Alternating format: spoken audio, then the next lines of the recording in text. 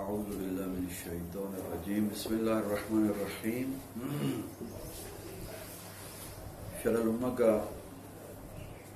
درس جو ہے وہ اگلا بیان کریں گے، جس میں فرماتے ہیں والسؤر وهو الماء القلیل الذي باشره جسم حیوان تابع للحیوان الذي باشره في الطہارة والنجاسة والکراہت۔ کہتے ہیں کہ سور کہ کسی جانور کا جھوٹا پانی، سور جھوٹے پانی کو بھی کہتے ہیں، اور جس طرح کہ جوہری نے کہا ہے باقی ماندہ طعام یعنی کھانے کو بھی کہتے ہیں، یعنی جس کو کسی بھی جانور نے، انسان نے جو ہے وہ منہ لگایا ہو اور اس کو باقی چھوڑ دیا ہو، پانی سے کچھ پانی پیا ہے کسی برتن سے، کسی حوض سے، کسی جگہ سے بھی، اور جو باقی چھوڑا ہوا ہے اس کو کہتے ہیں سور۔ اسی طرح جو ہے وہ کھانا بھی، جو باقی کھانا بچا ہوا ہو اسے سور کہا جاتا ہے۔ تو یہاں پر یہ جو لیکن یہاں مراد جو ہے، جو بحث آج کی ہو رہی ہے آج کے درس میں، وہ یہ ہے پانی کی، یعنی بچا ہوا پانی، جھوٹا پانی۔ اگر کوئی جانور کسی پانی سے پیتا ہے اور باقی جو پانی بچ جاتا ہے، فرماتے ہیں کہ اس پانی کا کیا حکم ہے؟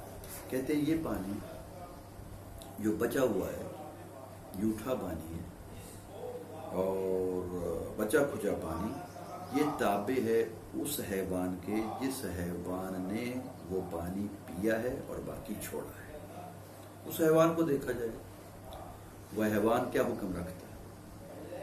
حیوان حرام گوشت اور نجس ہے یا کہ حلال گوشت ہے؟ اس کا گوشت حرام ہے یا مکروہ ہے یا حلال ہے، کیا ہے؟ تو فرماتے ہیں اس لیے کہتے ہیں کہ تابع للحیوان الذی باشر، یہ سور یعنی وہ تھوڑا سا پانی، الذی باشرہ جسم و حیوان، جس کے ساتھ حیوان کا جسم لگا ہو اور جس کو جو ہے وہ اس نے چھوڑا ہو، یا ویسے مراد عمومی لے رہے ہیں جس کے ساتھ جسم لگا، لازمی نہیں منہ لگا ہو، کیونکہ مثلا جو اس میں پاؤں پڑ گیا، اس کی جو ہے کسی جانور کی دمب اس میں لگ گئی ہے، جسم کا کوئی حصہ نہیں، تو یہ معنی بھی یہاں مراد لیا جا رہا ہے۔ تو الذی یعنی وہ پانی مراد ہے، الذی باشرہ جسم حیوان، جس کے ساتھ جسم حیوان لگا ہے۔ تو جسم حیوان یہ بھی ہو سکتا ہے منہ ڈالا پیا اور باقی جو بچا تو یہ بھی جسم حیوان لگا، پاؤں اس میں ڈالا تو وہ بھی لگ گیا تو یہ بھی جسم حیوان لگا ہے۔ بات یہ پانی باقی ماندہ تابع للحیوان، اس حیوان کے تابع جو کہ اس کے ساتھ اپنا جسم لگائے، کس چیز میں؟ فی طہارت میں، نجاست میں، کراہت میں۔ پاک جانور پاک ہے، حلال گوشت ہے تو یہ طاہر ہے، طہارت رکھتا ہے تو پانی بھی پاک ہوگا، اور اگر نجس ہے جانور، مثلا جیسے کتا ہے یا کوئی اور جانور ہے جس کا جو ہے وہ گوشت جو ہے وہ نجس ہے اور خود جانور نجس ہے تو پانی بھی نجس ہو جائے گا۔ جانور اگر مکروہ گوشت رکھتا ہے، جس کا گوشت کھانا مکروہ ہے، جیسے کہ گھوڑا ہے، گدھا ہے، تو فرماتے ہیں کہ ان کا باقی ماندہ پانی جو وہ بھی مکروہ ہوگا۔ تو لہذا یہ پانی جو باقی ماندہ ہے یہ تابع ہے حیوان کے، طہارت میں، نجاست میں اور کراہت میں۔ اب یہاں پر واضح ہو گیا، تو ہم جانوروں کو دیکھیں گے وہ جانور کس صورت کے ہیں، کس حالت کے ہیں، ٹھیک ہے؟ حلال گوشت ہیں تو ان کا وہ باقی ماندہ جو پانی جو پاک ہوگا، حرام گوشت ہیں تو نجس ہوگا، اور اگر مکروہ گوشت ہیں تو ان کا جو مکروہ ہو جائے گا۔ پھر فرماتے ہیں یکرہ سؤر الجلال، کہتے ہیں کہ وہ جانور کہ جو جلال ہو گیا ہے اصل میں حلال گوشت، لیکن بعد میں وہ جو ہے وہ نجاست کھانے لگ گیا ہے، انسان کا فضلہ کھانا اس نے شروع کر دیا، تو یہ فضلہ کھانے والا انسان جو ہے یہ نجاست خور ہو گیا، یہ جلال کہلاتا ہے۔ مطلب کہ اس کا جھوٹا پانی، اس کے جسم کو لگا پانی جو ہے اس کا کیا حکم ہے؟ فرماتے ہیں مکروہ ہے، حرام نہیں ہے اس کا پینا کراہت رکھتا ہے. یہ فرماتے ہیں کہ یہ جلال کی تعریف ذرا وضاحت کے ساتھ کرتے چلیں. فرماتے ہیں هو المقتضی بعذرۃ الانسان محضا. جلال وہ ہوتا ہے کہ جو انسان کا فضلہ کھائے محضاً صرف اور صرف فضلہ ہی کھائے اور کوئی غذا نہ کھائے. ایک وقت کھاتا ہے چارہ بھی کھاتا ہے, گھاس پھوس بھی کھاتا ہے, ٹھیک ہے نا, سبزہ بھی کھاتا ہے, اور کہیں منہ جو ہے وہ مار لیتا ہے اس کو, فضلہ انسان کو بھی. اگر ایسا ہے کبھی کبھی منہ مارتا ہے فضلہ انسان کو تو یہ جلال نہیں ہوگا. جلال المقتضی بعذرۃ الانسان محضاً خالصتاً صرف اور صرف فضلہ ہی کھاتا ہے, عذرہ انسان کھاتا ہے. یہاں تک اتنا کھا لیتا ہے کہ الہی ينبت علیہ لحمہ, کہ اس عذرہ انسان کے کھانے کی وجہ سے اس کا گوشت بنا ہے. واشتد عظمہ, اس کی ہڈیاں بھی عذرہ انسان کھانے سے جب مضبوط ہوئی ہیں, یعنی اس کی پرورش جو ہے, اس کا جسم جو بڑا ہے وہ عذرہ انسان کھانے سے. تو فرماتے ہیں کہ یا یہ تعریف ہے, ایک اور تعریف بھی کی گئی عذرہ انسان کی, اس کی جلال کی تعریف کی گئی. وہ یہ کہ اور سمع فی العرف جلال, یہ بھی جلال کی یہ دوسری تعریف. یہ کہ عرف میں اسے جلال کہا جائے. عرف ہم لوگ بھی یہ جلال ہے, یہ نجاست کھانے والا ہے, فضلہ انسان کھانے والا ہے. فرماتے ہیں اور یہ حکم جو ہے کہ اس کا جوٹا جو ہے وہ مکروہ ہے قبل ان یستبرأ بما یزیل الجلال. فرماتے ہیں کہ اس کا استبراء کرنے سے پہلے, نجاست کھائی ہے, فضلہ انسان کھاتا ہے اور ابھی تک اس کا استبراء نہیں کیا گیا, ایسا استبراء جس کے ذریعے سے اس کا جلل جو ہے وہ ظاہر ہو جائے. استبراء ہوتا ہے نا جانوروں کا, کہ اگر وہ فضلہ کھانے لگ جائیں تو ان کو جو ہے کچھ دن کے لیے بند کر دیا جاتا ہے, پھر صرف جو ہے وہ خوراک ان کی دی جاتی ہے, چارہ وغیرہ, تاکہ ان کا یہ جلل جو ہے وہ ختم ہو, تو پھر وہ حلال ہو جاتے ہیں. اس سے پہلے وہ حرام ہے. فرماتے پس جو جلال جانور ہے اس کو استبراء کرنے سے پہلے اگر دیکھیں آپ کہ وہ پی رہا ہے پانی, اور جو جھوٹا پانی جو ہے تو وہ کراہت رکھتا ہے, مکروہ ہوگا. جلال کے فرماتے ہیں کہ ختم ہونے کے بعد استبراء اگر ہو جائے تو پھر کوئی مسئلہ نہیں, پھر تو وہ جانور بھی پاک ہو گیا اور اس کا گوشت بھی کھانا حلال ہو گیا. اس طرح فرماتے ہیں مکروہ ہے آکل الجیف مع الخلوف. یہ عطف ہے آکل کا سور الجلال پر. یکرہ سور الجلال و یکرہ سور آکل الجیف. یہ جیف جیف سے, جیف کی جمع ہے, جیف کہتے ہیں مردار. فرماتے ہیں کہ آکل جیف وہ جانور کہ جو مردار کھاتا ہے, مردار کھانے والا جانور, مردار پڑا ہوا ہے اور وہاں جا کے منہ مار رہا ہے, ٹھیک ہے, اس مردار کے گوشت میں, اس کا جھوٹا جو ہے وہ بھی مکروہ, لیکن ساتھ شرط مال خلو موضع الملاقات للماء عن النجاست. لیکن اس شرط کے ساتھ کہ اس کا وہ جسم کا حصہ جو پانی کے ساتھ لگ رہا ہے, منہ ہے, پاؤں ہے, یا جو بھی ہے, وہ مردار کی نجاست سے خالی, اس کے ساتھ مردار کی نجاست نہ لگی ہوئی ہو. اگر نہیں لگی تو تب وہ جھوٹا پانی مکروہ ہے, لیکن اگر نجاست مردار کی لگی ہوئی ہے تو پھر تو وہ نجاست ہو گئی, پھر تو وہ نجس ہو گیا, اب اس کا استعمال جائز نہیں ہوگا.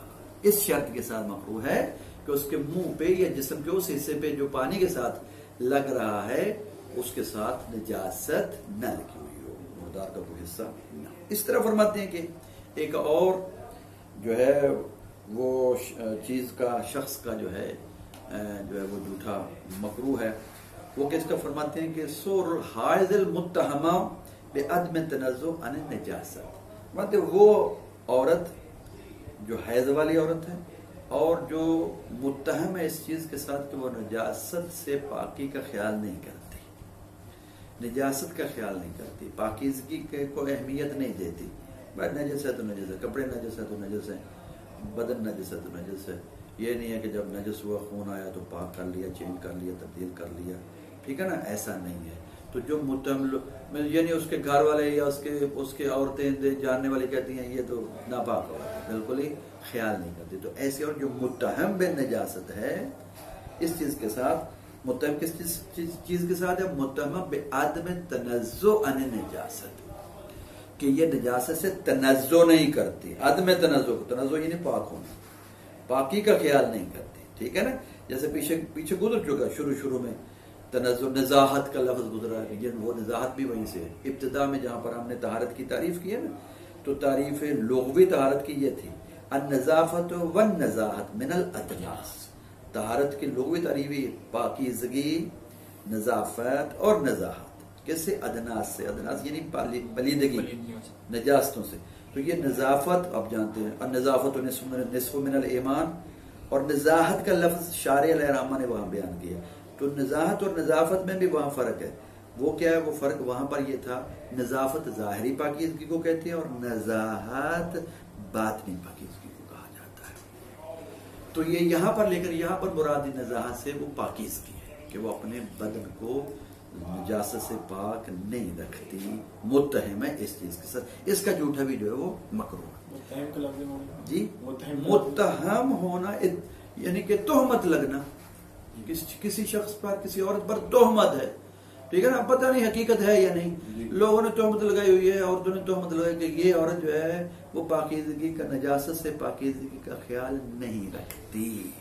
اس کو کہتے ہیں متہم، المتہمہ. ٹھیک ہے، اس کو تہمت لگ گئی.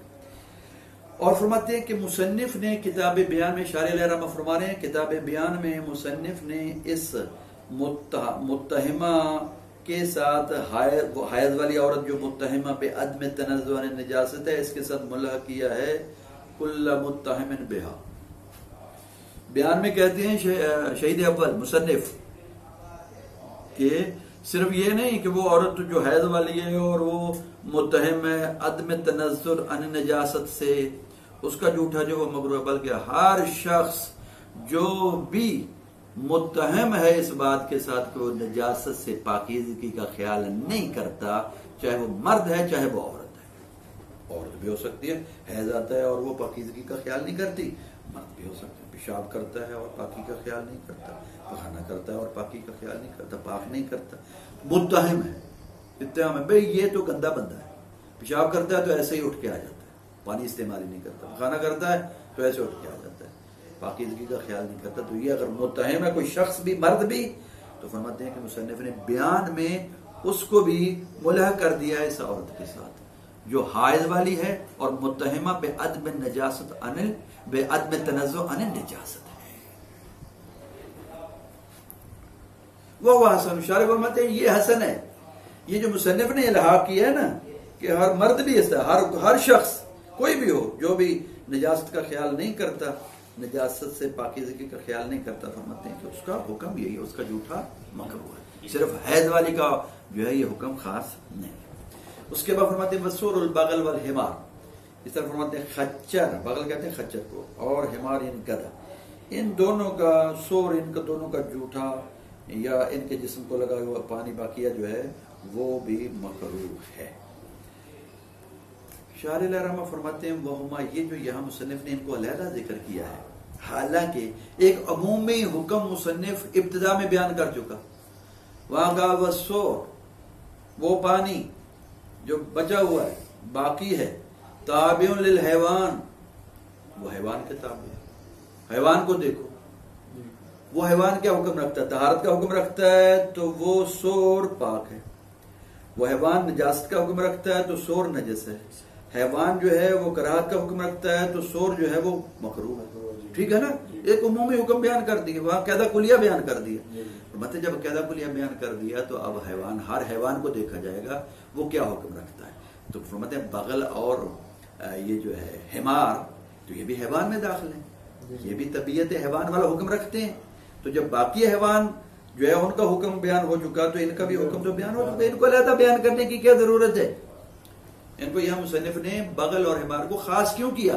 فرماتے ہیں خاص اس لیے کیا، ان کی جو ہے وہ سور میں جو حکم بیان ہوا ہے وہ خصوصی طور پر تاکید کی گئی ہے. روایات میں ان کے بارے میں تاکید ہوئی ہے کہ بھئی دیکھنا ان دو کا سور جو ہے وہ تاکیدی طور پر مکروہ رکھتا ہے، حکم جو ہے اس کا مکروہ ہے. تو لہذا کیونکہ خصوصیت اس لیے ہوئی ہے کہ وہاں پر جو ہے روایات میں ان کے بارے میں تاکید کی گئی ہے. اس طرح ایک اور حکم بیان کرے وسور الفار والحیہ، فرماتے ہیں کہ چوہے کا جوٹھا جو ہے بقیہ پانی جو ہے وہ بھی مکروہ ہے، اس طرح حیہ سانپ کا جوٹھا جو وہ بھی مکروہ ہے۔ وَكُلُّ مَا لَا يُؤْكَلُ لَحْمُهُ، ہر وہ جانور جس کا گوشت نہیں کھایا جاتا، جو باقول لحم نہیں ہے، جس کا گوشت نہیں کھایا جاتا، فرماتے ہیں کہ اس کا سور جو ہے وہ جھوٹا ہے، الا الحر، مگر بلی، مطلب بلی اگر جو حرام گوشت جانور ہے لیکن اس کا جھوٹا جو ہے وہ مکروہ نہیں ہے۔ حرام تو کجا کی بات، ٹھیک ہے، کجا حرام تو دور کی بات ہے، مکروہ بھی نہیں ہے، بلکہ اس کا جھوٹا اگر ہو تو وہ پاک ہے۔ بلی کو جو ہے وہ گھریلو جانور سمجھا جاتا ہے، جس طرح باقی جانور ہیں، بکری ہے، بھیڑ ہے، بطخ ہے، مرغی ہے، ٹھیک ہے نا، اس طرح کے جانور۔ اس طرح فرماتے ہیں کہ والد زنا کا جو ہے وہ جھوٹا وہ بھی مکروہ ہے، وہ بچہ جو زنا سے پیدا ہوا ہے، نطفہ حرام سے پیدا ہوا ہے اور قبل بلوغ ابھی تک بالغ نہیں ہوا، جب تک بالغ نہ ہوا ہو، ٹھیک ہے، حرام زادہ ہے اور نطفہ حرام سے پیدا ہوا، فرماتے ہیں کہ اس کا جھوٹا جو ہے مکروہ ہے۔ اور بالغ ہونے کے بعد پھر کیا ہے، فرماتے ہیں بعد ما اظہار الاسلام، فرماتے ہیں کہ بالغ ہونے کے بعد پھر دیکھا جائے گا آیا یہ کافر رہتا ہے، کافر ہو جاتا ہے بالغ ہونے کے بعد، یا مسلمان ہے۔ مطلب اگر تو کافر ہو گیا تو پھر اس کا جھوٹا جو ہے وہ نجس ہو جائے گا، اور اگر مسلمان رہا تو پھر مکروہ رہے گا۔ تو مسلمان ہو رہا، ٹھیک ہے نا، مسلمانوں کے گھر میں تو مسلمان ہو گئے، مسلمان ہی، تو لہذا یہ بلوغ سے پہلے بھی مکروہ تھا، بالغ ہونے کے بعد بھی مکروہ ہوگا اگر مسلمان ہے۔ اگر وہ کافروں کا بچہ ہے تو بالغ ہونے سے پہلے یہ نطفہ حرام سے پیدا ہونے والے بچے کا جھوٹا جو مکروہ ہے، اور بالغ ہونے کے بعد جب کافر ہے تو حرام ہو جائے گا، نجس ہو جائے گا۔ ٹھیک ہو گیا؟ الثانیہ، تو دوسرا مسئلہ، یہاں پر آپ جانتے ہیں کہ مسائل بیان ہو رہے ہیں، ہاں ہونا مسائل، چند مسائل ہیں، الاولیٰ پہلا مسئلہ یہ تھا، اور دوسرا مسئلہ یہاں پر جو بیان ہو رہا ہے یہ بھی مسئلہ جو ہے یہ فرماتے ہیں کہ اس کے ساتھ مربوط ہے، یہ بھی تقریباً کنویں کے ساتھ ہی مربوط ہے۔ عام طور پر کنواں باہر ہوتا ہے، بعض اوقات جانور وہاں سے پانی پی لیتے ہیں، بعض کنووں کا پانی اوپر وہ آ جاتا ہے، تو کتا پانی پی گیا، بلی پانی پی گئی، اور جانور پانی پی گئے، ٹھیک ہے نا، بھیڑیا پانی پی گیا، بھینس، گائے، بھیڑ، بکری، تو مختلف جانور پانی پیتے رہتے ہیں، تو وہاں اس جو پانی بچا ہوا ہوگا، باقی جو ہوگا، اس کا حکم یہ بیان ہو، تو یہ بیر کے ساتھ یہ احکام مربوط ہے۔ یہ حکم، یہ جو دوسرا مسئلہ بیان ہو رہا ہے یہ بھی بیر کے ساتھ مربوط ہے۔ فرماتے ہیں کہ آپ نے گزشتہ بحث میں دیکھا کہ بیر کے احکام بیان کیے گئے کہ کنواں اگر نجس ہو جائے جو ہے تو اس کے لیے جو احکام بیان ہوئے، کس چیز سے نجس ہوا ہے، اس میں کون سا جانور مرا ہے، کیا گرا ہے، تو ان کے لیے جو ہے وہ ڈول بیان ہوئے، کسی کے لیے نظر جمی ہوا، کسی کے لیے جو ہے وہ 70 ڈول بیان ہوئے، کسی کے لیے 40، کسی کے لیے 50، کسی کے لیے 7، کسی کے لیے 1، کسی کے لیے 5، ٹھیک ہے نا، تو یہ ڈول بیان ہوئے۔ فرماتے ہیں اب یہ جو کنویں سے پانی نکالنا ہے باہر، ڈول نکالنے ہیں، جتنے ڈول بھی نکالنے واجب ہے کنویں کو پاک کرنے کے لیے، تو اس کے لیے گڑا کھودا جائے گا تاکہ وہ پانی کنویں کا جو نجس گر رہا ہے، نکالا جا رہا ہے، وہ اس گڑے میں جو ہے وہ ڈالا جائے۔ مطلب اس گڑے کو عربی میں بالوعہ کہتے ہیں، ٹھیک ہے، بالف بال لام واو عین ہے، بالوعہ۔ فرماتے کہ یہ جو پانی کنویں کا نجس پانی یہ جو بالوعہ میں ڈالا جائے گا، فرماتے اس بالوعہ اور کنواں جو ہے ان میں فاصلہ کتنا ہونا چاہیے؟ یا ساتھ کنواں اور بالوعہ ہے، ہو سکتا ہے یا نہیں، کتنے فاصلے پہ ہو؟ فرماتے ہیں کہ یہ بحث یہاں پر کی جا رہی ہے کہ فاصلہ کتنا ہونا چاہیے۔ فرماتے ہیں فاصلہ جب رکھنا ہے، بالوعہ بنانا ہے تاکہ اس میں نجس پانی جو ہے وہ ڈالا جائے، ڈول جو نکالے جا رہے ہیں، تو بالوعہ نکالنے سے پہلے دیکھا جائے گا کہ وہاں زمین جو ہے وہ صلبہ ہے یا رخوہ ہے۔ صلبہ یعنی سخت زمین ہے، یا کہ یہ رخوہ زمین ہے یعنی نرم زمین، ایک وقت نرم زمین ہے، ریتلی زمین ہے، مائرہ زمین ہے تو نرم، ایک وقت سخت جو ہے وہ پتھریلی زمین ہے اور سخت زمین ہے، تو پانی جلدی جو ہے وہ نمی اس کی دوسری طرف نہیں جاتی، نرم زمین ہوگی تو وہاں اس کی نمی جلدی چلی جائے گی دوسری طرف. اب فرماتے ہیں کہ کہتے ہیں کہ یستحب التباعد بین البئر والبالوا، اور یہ حکم جو ہے نا کہ بالوا کا فاصلہ جو کنویں سے رکھا جائے گا یہ مستحب ہے، واجب نہیں ہے، واجب نہیں ہے، مستحب ہے. ٹھیک ہے، تو بالوا کا فاصلہ مستحب ہے بالوا اور بئر کے درمیان. یہ بالوا کیا ہے؟ تعریف میں کہہ چکا، التی یرما فیہا ماء الناس، جس میں ماء الناس وہ کھینچے ہوئے پانی کو، کنویں سے کھینچے ہوئے پانی کو ڈالا جائے گا، پھینکا جائے گا. یہ ہے بالوا. مطلب کہ کتنے ذرا کا فاصلہ ہونا چاہیے بالوا اور بئر میں؟ مطلب بخمس اذرع فی الارض صلبہ، اگر زمین ہے صلبہ سخت زمین تو 5 ذرا کا فاصلہ جو ہے وہ مستحب ہے. 5 ذرا، یہ ذرا ہے یہاں سے لے کر یہاں تک. ٹھیک ہے، بعد یہاں سے یہاں تک کہتے ہیں، بعد یہاں سے یہاں تک یہ. ٹھیک ہے، مثلا تقریباً 1 فٹ ذرا ہوتا ہے تو 5 فٹ جو ہے اس کا فاصلہ ہونا چاہیے. ٹھیک ہو گیا؟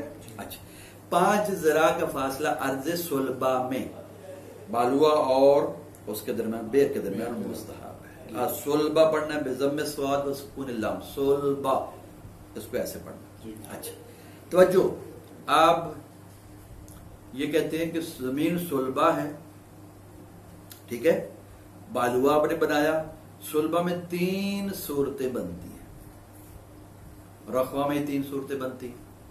صلبہ کی تینوں صورتوں میں 5 ذرا کا فاصلہ. وہ تینوں صورتیں ایسے، بئر اور بالوا کی سطح نیچے والی سطح برابر ہے. ایک یہ صورت، بئر کی سطح اوپر بالوا کی نیچے، یہ دوسری صورت. اس کا عکس، بالوا کی سطح اوپر بئر کی سطح نیچے، یہ 3 صورتیں صلبہ کی. ہمیں طور اسی طرح جو رخوہ اگر زمین ہوگی، رخوہ، تو اس میں بھی یہ 3 صورتیں بنتی ہیں. فرماتے ہیں کہ 4 صورتوں میں مستحب ہے بئر اور بالوا کے درمیان 5 ذرا کا فاصلہ، اور 2 صورتیں، کل 6 صورتیں بنتی ہیں. 4 صورتوں میں 5 ذرا کا فاصلہ مستحب ہے، 2 صورتوں میں جو ہے وہ 7 ذرا کا فاصلہ جو مستحب ہے. 4 صورتیں جن میں 5 ذرا کا فاصلہ مستحب ہے. صلبہ کی 3 صورتیں، سمجھ آ گئی؟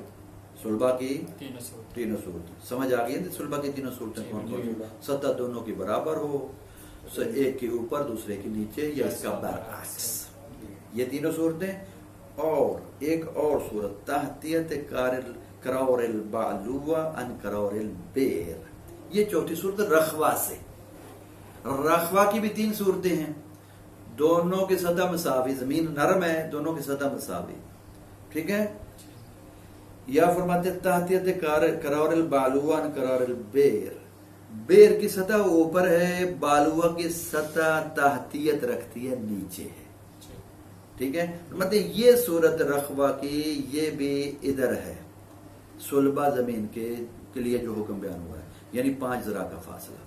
اگر 5 ذرا کا اگر صلبہ ہے تو 3 صورتوں میں 5 ذرا کا فاصلہ، رخوہ ہے تو 1 صورت میں 5 ذرا کا فاصلہ. وہ کیا؟ بالوا کی سطح نیچے، بئر کی سطح اوپر. تو یہ 4 صورتیں ہوگی جن میں 5 ذرا کا فاصلہ مستحب ہے بالوا اور بئر کے درمیان. 2 صورتوں میں 7 ذرا کا فاصلہ جو ہے وہ مستحب ہے. یہ 2 صورتیں کون سی ہیں؟ فرماتے ہیں یہ 2 صورتیں رخوہ کی 2 صورتیں ہیں. وہ یہ ہے کہ دونوں کی سطح زمین نرم ہو، رخوہ ہو، اور دونوں کی سطح مساوی برابر ہے، یا یہ ہے کہ بئر کی سطح نیچے ہے اور بالوا کی سطح جو ہے وہ اوپر ہے. ان 2 صورتوں میں فرماتے ہیں کہ 7 ذرا کا فاصلہ جو ہے وہ مستحب ہے. تو لہذا کل جو ہے یہاں پر یہ بالوا اور بئر کے درمیان جو فاصلے کی صورتیں بنتی 6 ہیں. 6 میں سے 4 میں جو ہے 5 ذرا کا فاصلہ، اور 2 میں جو ہے وہ 7 ذرا کا فاصلہ ہے. خوب، اس کے بعد فرماتے ہیں، توجہ کریں، فرماتے ہیں کہ ایک مطلب یہاں اسی کے ضمن میں بیان ہو رہا ہے، وفی حکم الفوقیت المحسوسہ الفوقیت بالجہت. فرماتے ہیں ایک وقت فوقیت جو ہے وہ محسوسہ ہوتی ہے کہ فوقیت بالجہت ہے. ہم نے ابھی جو ہے وہ بیان کیا تو فرماتے ہیں کہ رخاوت کی صورت میں زمین اگر رخوا ہو تو کس صورت میں 5 ذرا کا فاصلہ مستحب ہے؟ ابھی بیان کیا ہم نے جی قبلہ 3 صلبہ کی صورتیں ہیں جی، یعنی کہ نہیں وہ اس کو چھوڑو، وہ 3 تو صلبہ کی ہے نا. زمین اگر رخوا ہے تو کون سی صورت میں 5 ذرا کا فاصلہ مستحب ہے؟ جب بالوا کی سطح نیچے اور ہاں، جب بالوا کی سطح نیچے ہو اور بیر کی سطح نیچے اوپر ہو تو یہاں پر 5 ذرا کا فاصلہ مستحب ہے. اب فرماتے ہیں کہ 2 صورتیں یہاں پر. ایک وقت کہ جب زمین رخوا ہے، بیر کی سطح اوپر ہے، بالوا کی سطح نیچے ہے تو 5 ذرا کا فاصلہ مستحب ہے. مطلب ایک وقت یہ ہے کہ یہ جہت کی فوقیت یعنی بیر فوقیت رکھتا ہے بالوا سے. ایک وقت تو یہ فوقیت محسوسہ ہے، نظر آ رہی ہے، پتہ چل رہا ہے کہ بیر کی سطح اوپر ہے، بلند ہے، اور بالوا کی سطح جو ہے وہ نیچے، تو 5 ذرا کا فاصلہ جو ہے وہ کافی ہے. ٹھیک ہے. فرماتے ہیں کہ کبھی کبھی یہ فوقیت جہت جو ہے یہ محسوسہ نہیں ہوتی، یہ فوقیت محسوسہ نہیں ہوتی، یہ بلکہ فوقیت بالجہت ہوتی ہے. یعنی ان میں سے کسی ایک کی فوقیت، جیسے کہ کنویں کی فوقیت ہے، وہ فوقیت ہے، اور جو بالوا ہے وہ نیچے، وہ تحتیت رکھتا ہے. تو فرماتے ہیں کہ کبھی تو محسوسہ ہوتی ہے، پتہ چل رہا ہے، نظر آ رہا ہے، دکھائی دے رہا ہے کہ بیر کی سطح اوپر اور بالوا کی سطح نیچے. مطلب کبھی فوقیت محسوسہ نہیں ہوتی، فوقیت بالجہت ہوتی ہے. فوقیت بالجہت ہوتی ہے. فرماتے ہیں وہ کس طرح فوقیت بالجہت؟ فرماتے دیکھو فوقیت بالجہت یہ ہوتی ہے کہ ہم جانتے ہیں، بتایا گیا ہے، روایات میں بھی ملتا ہے اور عقلاء بتاتے ہیں، سمجھدار لوگ بتاتے ہیں یہ کہ جو جہت شمال، ہمارے جو جہات ہیں یہاں پر، یعنی کہ مشرق، مغرب، شمال اور جنوب، تو جو جہت شمال ہے یہ فوقیت رکھتی ہے جہت جنوب سے. جہت جنوب سے فوقیت رکھتی ہے. ہم ظاہری طور پر بھی دیکھتے ہیں کہ کراچی سے جو ہے وہ جنوب کی طرف سے جو ہے وہ تحتیت ہے اور زمین کی سطح نیچے ہے. جیسے ہی شمال کی طرف چلتے چلے جائیں، پنجاب میں آ جائیں گے تو سندھ سے اور کراچی سے بلندی ہے یہ پنجاب سے آگے آپ شمالی پنجاب کی طرف چلے جائیں گے اور بلندی ہو جائے گی. پھر شمالی علاقہ جات کی طرف جیسے بھی آپ چلے جائیں گے تو کئی ہزار فٹ کی بلندی ہو جاتی ہے. مطلب یہ بلندی جو ہے وہ جہت کے اعتبار سے فوقیت رکھتی ہے. یعنی کہ اندر زمین کے اندر بھی یہ صورتحال ہے. چشمے جو جاری ہوتے ہیں وہ شمال سے جنوب کی طرف ہے کیونکہ شمال بلندیوں پہ ہے. ٹھیک ہے.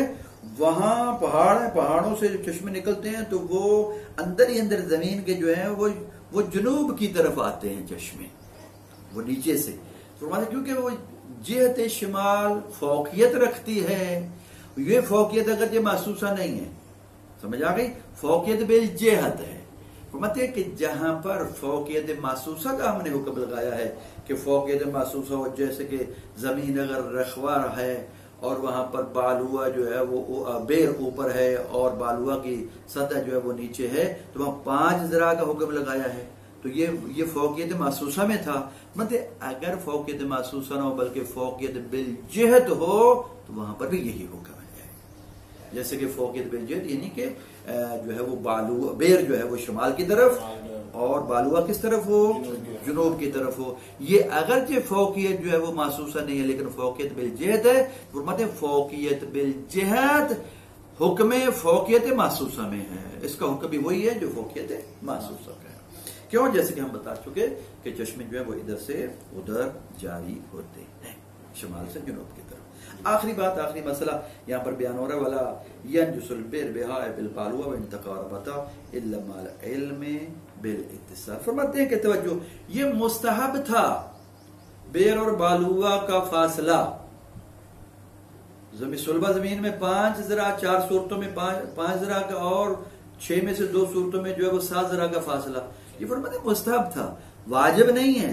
فرماتے ہیں کہ اگر فاصلہ نہ بھی رکھا جائے، چاہے کتنا بھی بالوا قریب ہو بیر کے، تب بھی اس وقت تک یہ کنواں نجس نہیں ہوگا جب تک علم حاصل نہیں ہو جاتا کہ یہ بالوا کا پانی جو نجس باہر نکالا گیا اور کو بالوا میں پھینکا گیا ہے یہ متصل نہیں ہو گیا کنویں کے پانی کے ساتھ، قریب قریب آپ بالکل 1 فٹ کا فاصلے پہ بالوا آپ نے رکھا ہوا ہے، ٹھیک ہے؟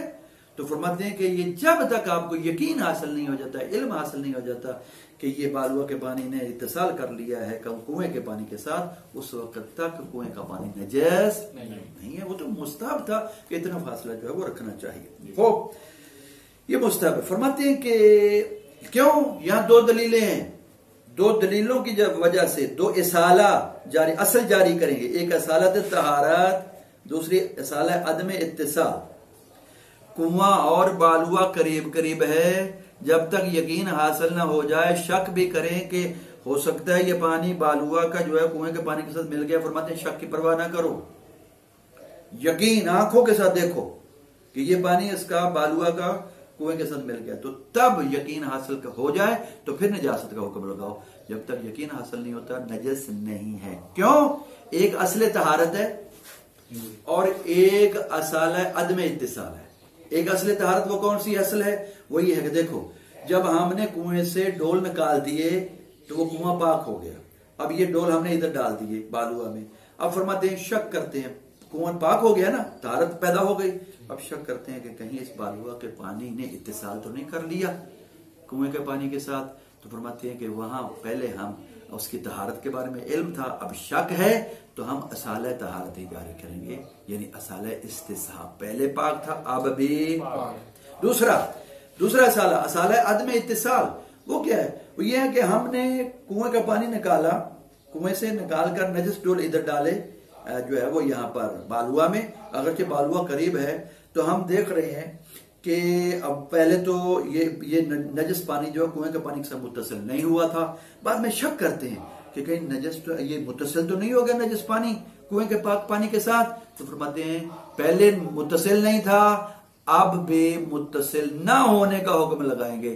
یعنی اصالہ عدم اتصال، تو یہاں پر بھی اصالہ استصحاب جاری کریں گے۔ یہ 2 اصل جاری کرنے کے بعد جو ہم حکم لگا دیں گے کہ کنویں کا پانی پاک ہی ہے اور وہ طہارت رکھتا ہے، نجس نہیں ہے۔ فالسور هو الماء القلیل الذي باشر جسم حیوان، فرماتے ہیں کہ سور وہ الماء القلیل، یہ وہ تھوڑا سا پانی ہوتا ہے، الذي باشر جسم حیوان، جس کو جسم حیوان آ کے لگا ہو۔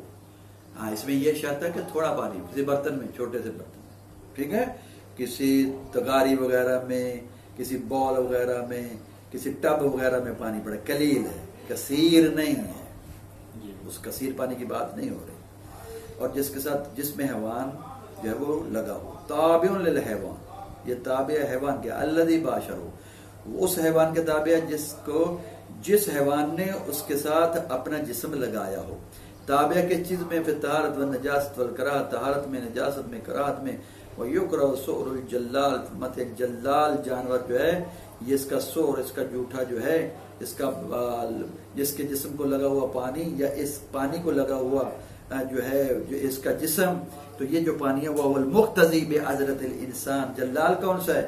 جانور، فرماتے ہیں یہ وہ ہے جس کی غذا عذرہ انسان کے ساتھ محضن، صرف اور صرف الٰی ینبت علیہ لحمہ، یہاں تک کہ جو ہے وہ پھوٹے بنے علیہ اس عذرہ پر لحمہ، اس جلال کا گوشت بنا ہے، واشتد عظمہ، اور اس کی ہڈیاں جو ہے اسی پر سخت ہوئی ہیں۔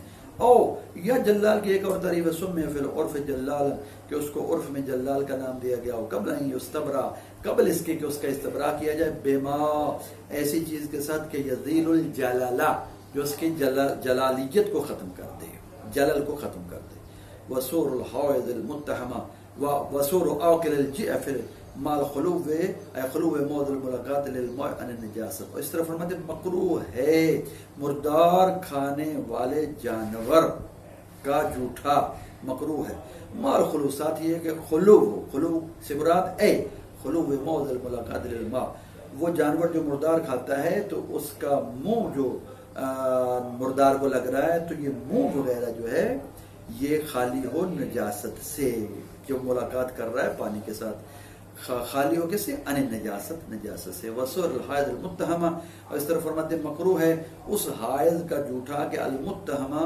جس کو تہمت لگی ہو بے عدم تنزع اس چیز کے ساتھ کہ وہ پاکی کا خیال نہیں کرتی ان نجاست سے والا کہ المصنف البیان کل متہم بہا اور ملا کیا ہے بہا کی ضمیر حوائز کی طرف لوٹ رہی ہے ملا کیا ہے حوائز کے ساتھ مصنف نے بیان میں کل متہم بہا ہر اس شخص کو کہ جو بھی متہم ہو بہا نجاست کے ساتھ بہا کی ضمیر نجاست کی طرف ہے وہ حسن فرماتے ہیں یہ الحاق حسن ہے وہ کی ضمیر الحاق کی طرف لوٹ رہی ہے وسور البغل والحمار اور اس طرح فرماتے ہیں مکروہ ہے بغل خچر کا جوٹا والحمار اور حمار کا بقیہ پانی جو ہے وہما داخلان فی طبیعت للحیوان فی الکراہیت فرماتے ہیں یہ دونوں بغل اور حمار یہ تو داخل ہیں فی طبیعت ہی للحیوان وہ جو پیچھے گزر چکے پانی تابع ہے حیوان کے فی الکراہیت میں تو فرماتے ہیں یہ تو دونوں اس میں داخل تھے وَإِنَّمَا خَصَّهُمَا سوائے اس کے لیے ان دونوں کو خاص کیا ہے یعنی بغل اور حمار کو لِتَعَقُّدِ الْكَرَاهَةِ فِيهِمَا کیونکہ ان دونوں کی کراہت میں تاکید کی گئی ہے وَسُورِ الْفَارَةِ وَالْحَيَّةِ اس طرح فرماتے ہیں کہ چوہے کا جوٹا اور حیا یعنی سانپ کا جوٹا وَكُلُّ مَا لَا يُؤْكَلُ لَحْمُهُ إِلَّا الْحِرَّةُ اور اس طرح ہر اس جانور کا جوٹا جس کا گوشت نہیں کھایا جاتا وہ بھی مکروہ ہے إِلَّا الْحِرَّةُ مگر بلی کا جوٹا یا بقیہ جو ہے وہ نجس نہیں ہے مکروہ بھی نہیں ہے وولد الزنا اس طرح سور ولد الزنا نطفہ حرام سے پیدا ہونے والا بچہ جو ہے انسان کا اس کا جھوٹا جو ہے وہ بھی مکروہ قبل بلوغ اس کے بالغ ہونے سے پہلے اور بعد ہو یا بالغ ہونے کے بعد ما اظہار الاسلام ساتھ یہ کہ وہ اسلام کا اظہار کر چکا ہو لیکن اگر اسلام کا اظہار نہیں کیا تو پھر وہ نجس ہو جائے گا الثانیۃ دوسرا مسئلہ یستحب التباعد بین البئر والبالوہ مستحب ہے دوری بیر اور بالوا کے درمیان کنویں اور گڑھے کے درمیان التی بالوا وہ چیز ہے کہ یرمى فیہا ماء النز جس میں پھینکا جاتا ہے ماء النز وہ کھینچا ہوا پانی جو کنویں سے کھینچا گیا ہے بخمس اذرع 5 ذرا کا فاصلہ مستحب ہے فی الارض صلبۃ ارض صلبہ میں بضم الصاد وسکون اللام اس کو پڑھنا ہے او تحتیت قرار البالوا یا یہ صلبہ کی تینوں صورتیں اور یا اس صورت میں کہ بے بالوا کا قرار یعنی سطح قرار سے مراد یہاں سطح ہے بالوا کی سطح نیچے ہو ان قرار البیر بیر کی سطح سے وَإِلَّا يَكُنْ كَذَلِكَ اور اگر ایسا نہ ہو کیسے ہو بے ان کونت الارض رخوا کہ ارض جو ہے وہ رخوا و نرم ہو والبالوا اور بالوا مساوی للبیر قرارن اور بالوا جو ہے وہ مساوی ہو بیر کے قرارن سطح کے اعتبار سے او مرتفعتن ان ہو یا یہ ہے کہ بالوا بلند ہو بیر سے فسب و اذرقین تو اس وقت 7 ذرا کا فاصلہ جو ہے وہ مستحب ہے وصول المسئلہ علی ھذا تقدیر اس فرض کی بنا پر جو ابھی ہم نے بیان کیا مسئلہ کی صورتیں جو ہیں 6 بنتی ہیں ٹوٹل یستحب التباعد فی 4 منها ب5 ان 6 میں سے 4 صورتوں میں 5 ذرا کا فاصلہ مستحب ہے اور وہ 4 صورتیں یہ ہیں جن میں 5 ذرا کا فاصلہ مستحب ہے وہ صلبۃ مطلقاً صلبہ کی تینوں صورتیں مطلقاً سے مراد تینوں صورتیں والرخوہ اور رخوہ میں ما تحتیت البالوا ساتھ یہ کہ بالوا نیچے ہو اور کنواں جو ہے وہ اوپر ہو ان میں 5 ذرا کا فاصلہ مستحب ہے یہ جو 4 صورتیں ہیں وبسبع فی صورتین وہما مساواتہما اور 7 ذرا کا فاصلہ مستحب ہے 2 صورتوں میں اور وہ یہ ہیں وہ یہ ہیں مساواتہما دونوں کی سطح کنویں اور بالوا کی سطح جو ہے وہ مساوی ہو وہ ارتفاع البالوا فی الارض رخوا اور یہ کہ بالوا اوپر ہے کنواں جو ہے اس کی سطح نیچے ہے ارض رخوا میں وفی حکم الفوقیت المحسوسہ فرماتے ہیں فوقیت محسوسہ کے حکم میں الفوقیت بالجہت فوقیت جو بالجہت ہوتی ہے کس طرح بے یکون البیر فی جہت شمال یہ کہ بیر کنواں جو ہے وہ جہت شمال میں ہے تو جہت شمال میں اور بالوا جو جہت جنوب میں ہے تو لہذا فیق فی الخمس تو یہاں بھی 5 ذرا کا فاصلہ کافی ہے ما رخاوت الارض فرماتے ساتھ یہ کہ زمین رخوا ہے بین استول قراران اگر جو محسوسی طور پر جو محسوس ہو رہا ہے نظر آ رہا ہے وہ دونوں کی سطح برابر ہے لیکن کیونکہ فوقیت بالجہت موجود ہے یہاں پر شمال کی طرف ہونا کیوں وجہ کیا کہ فوقیت محسوسہ کے حکم ہے فوقیت بالجہت اس کی دلیل بیان ہو رہی ہے لما وردہ کیونکہ وارد ہوا ہے روایت میں آیا کہ من انا یہ کہ بتحقیق مجاری العیون کہ چشمے کا جاری ہونے کا مقام جو ہے ما محب الشمال وہ شمال کی طرف سے ہے वला यंजसुल बेरु, फरमाते कुआं जो है वो नजस नहीं होगा, बेहा ऐ बिल बालुआ, बालुआ के साथ, वह इंतकारा बताओ अगर कि ये दोनों करीब ही क्यों न हो, इल्ला माल इल्म बिल इत्तिसाल, मगर ये कि जब इल्म हो जाए, यकीन हासिल हो जाए इत्तिसाल का। इत्तिसाल किसका? इत्तिसाल मौ बेहा मिन नजस, यानी इत्तिसाल उस चीज का कि जो बेहा जो बालुआ में है, बेहा किस बालुआ की तरफ, मिन नजस नजासत में से वो मुत्तसिल हो जाए बेमाइल बेरे, कुएं के पानी के साथ। क्यों? दो इसाला जारी कर, तो इसालत तहारत व इसाला अदम इत्तिसाल, असाला तहारत व असाला अदम इत्तिसाल जारी करेंगे और तहारत का हुक्म लगाएंगे। सल्लल्लाहु अलैहि वसल्लम।